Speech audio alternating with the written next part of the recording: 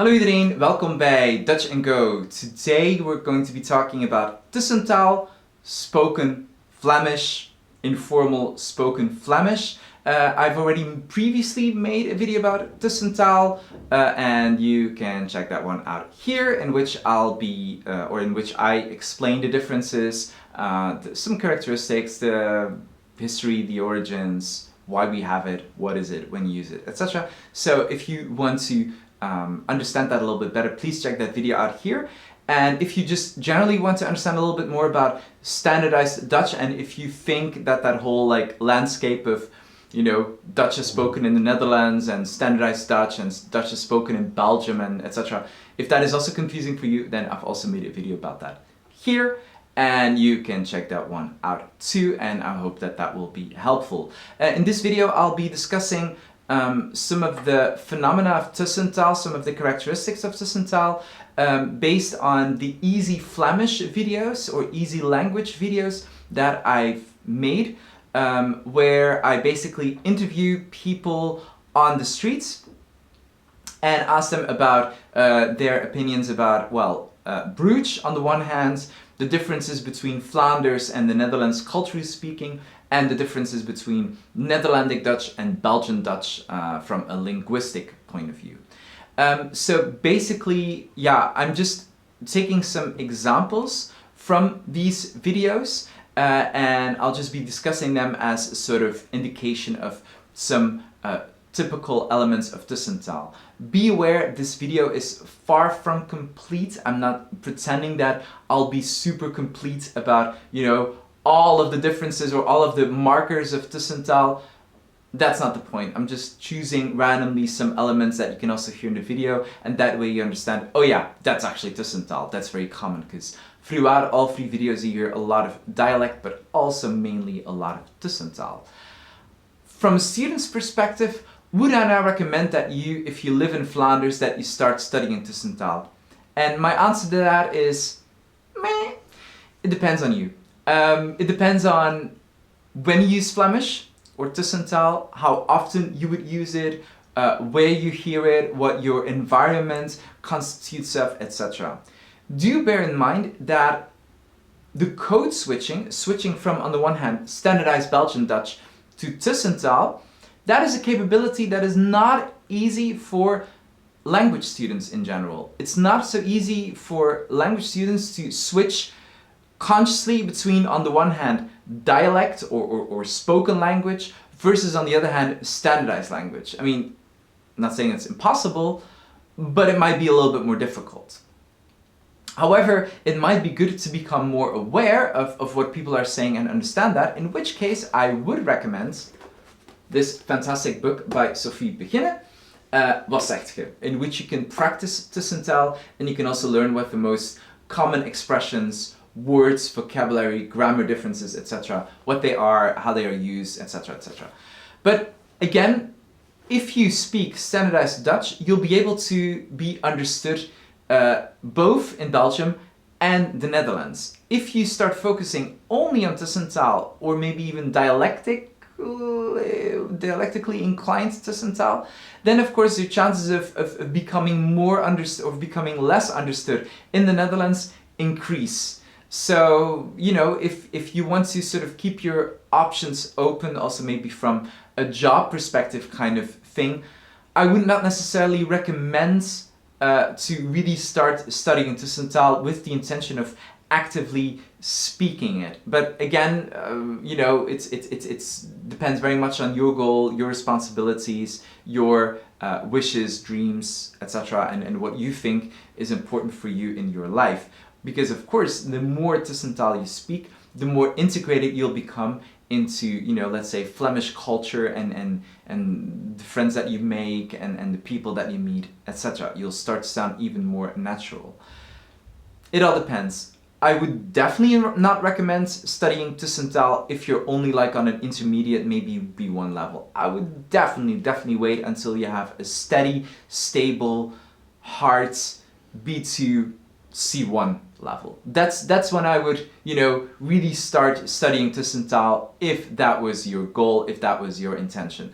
Before that, I would just not do it because it's going to be way too confusing and you still have some substantial grammar to cover, and I would just make sure that first the standardized Dutch is really fixed in your brain, that you understand the rules before you start learning all of the exceptions and the weird stuff that happens with them in Flemish Dutch, in spoken Dutch, if that makes sense. Let's go. I think one of the most significant examples is the different conjugation of the verb zijn, and then in relation to that also the pronoun gij, ge, which we use instead of jij, je. Gij, ge, as I said also in the previous video about Tussentaal, is one of the most definite, distinct markers that we are in Tussentaal territory. It's so distinct, and with that also comes sometimes a slightly different verb conjugation, and the most notable of which is zijn, gij, ge, zijt, and then in question, zeide gij. Yeah?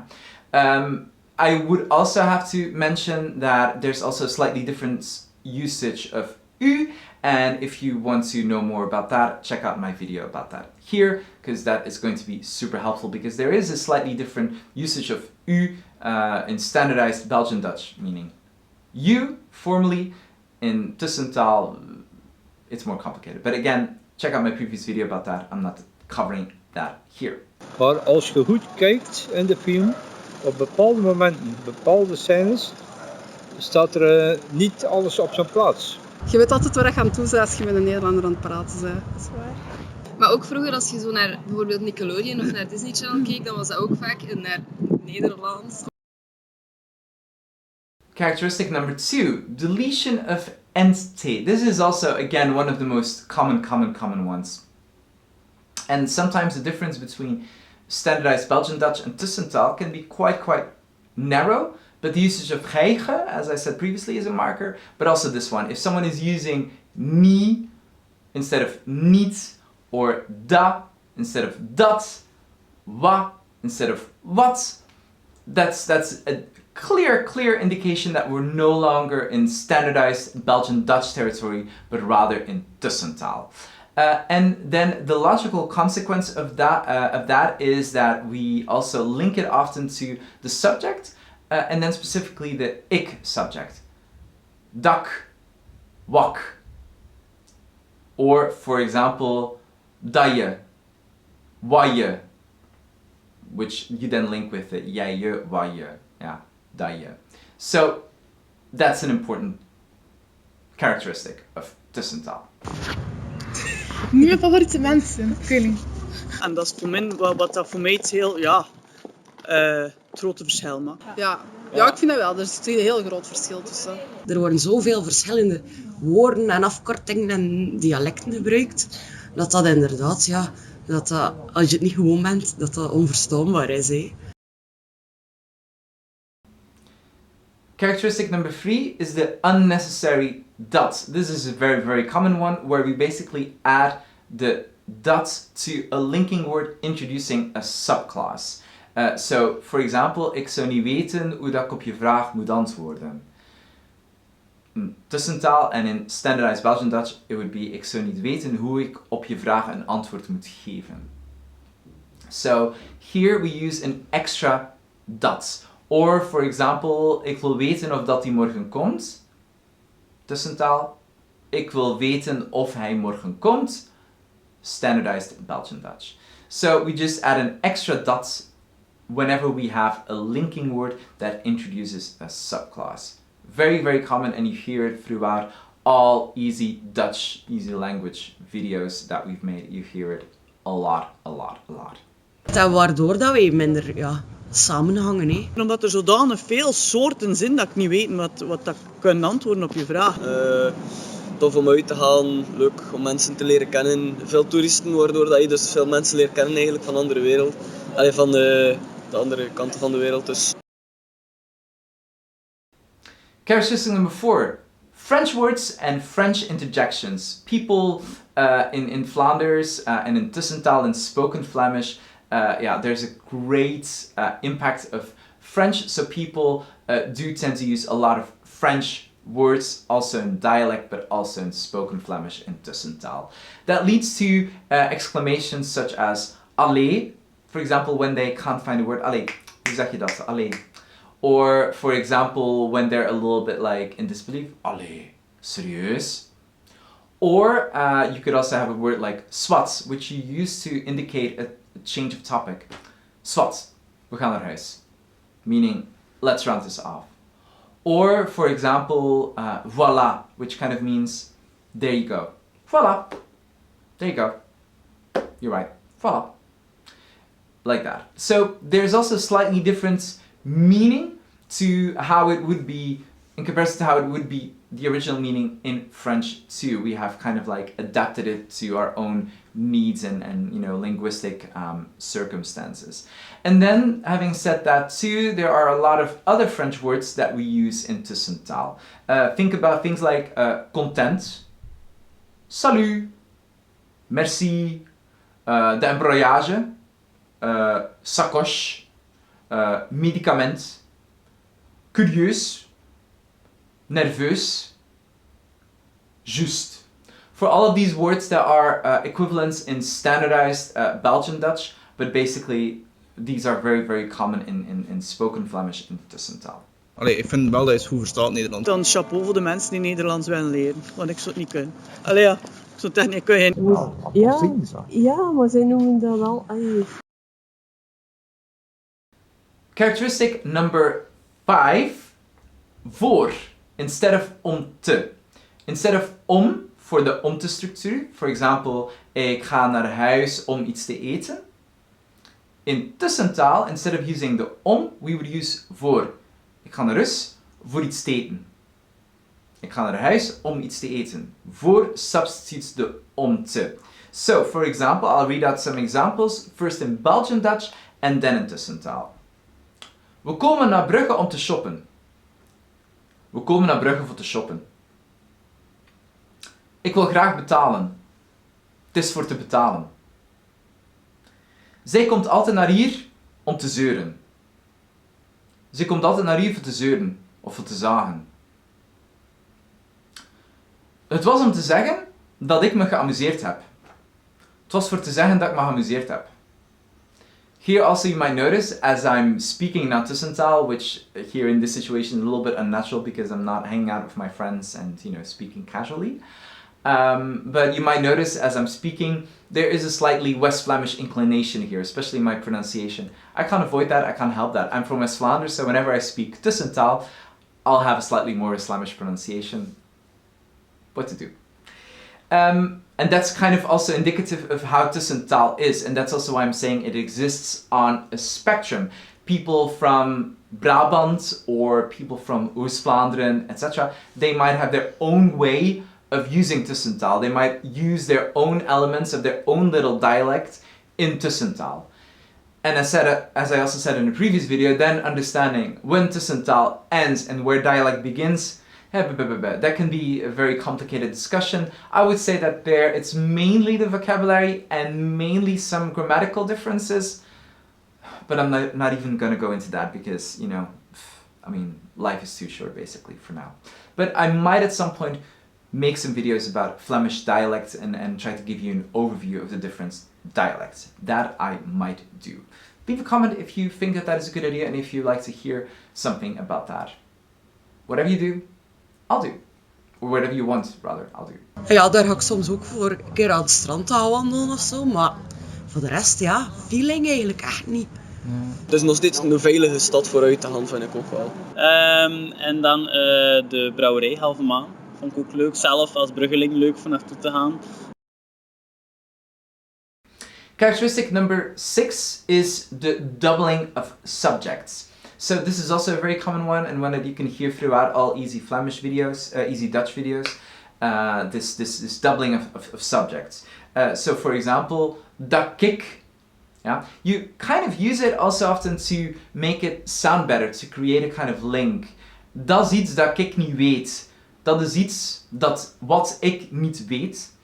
Dat ik niet weet. So here the kick is kind of like a double subject, but he also uses it just to link it with the da since the t has fallen away, etc. Or wak ik. Aje gij. Als jij. Als jij becomes aje gij. And then you would also use it as a link with verbs. Heb jij een idee? Heb jij een idee? Do you have an idea? Heb jij een idee? In Belgian Dutch. Weet jij dat ook niet? Do you also not know that? Weet jij dat ook niet? Dat weet ik niet. Dat weet ik niet. I don't know that.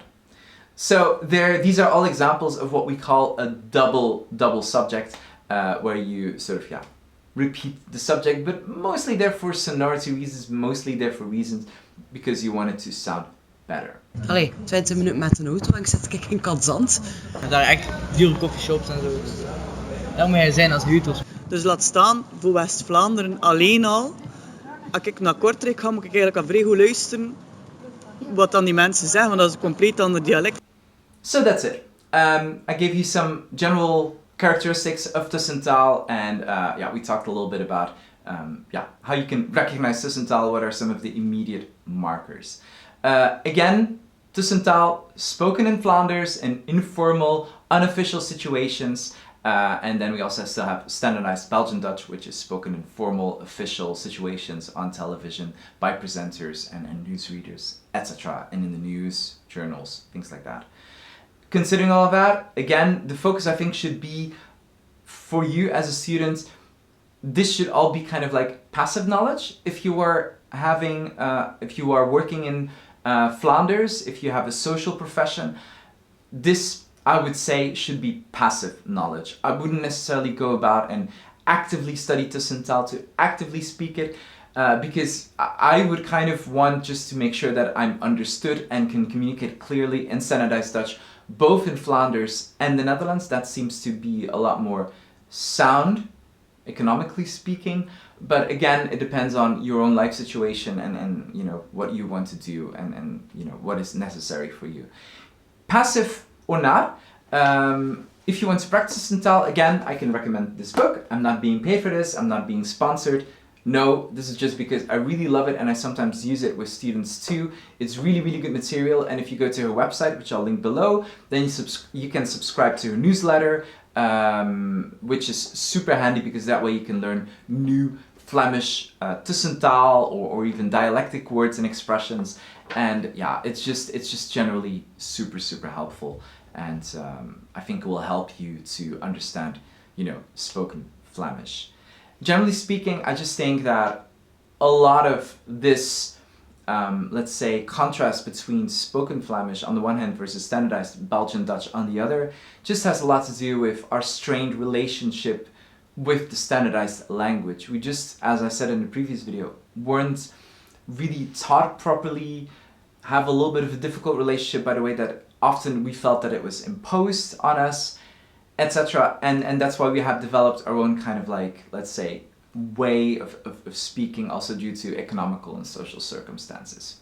So I hope all of that was clear. Thank you so much for watching. Leave a comment in the comment box down below with your own examples of Tussentaal, and if you thought this video was helpful. I would love to hear from you. Thank you so much for watching. Give a like if you like, subscribe, hit the bell, because, you know, I make new videos and then you can see what I make and when I'm uploading them and all of that stuff. Thank you so much for watching en tot de volgende keer. Bye bye. Dag.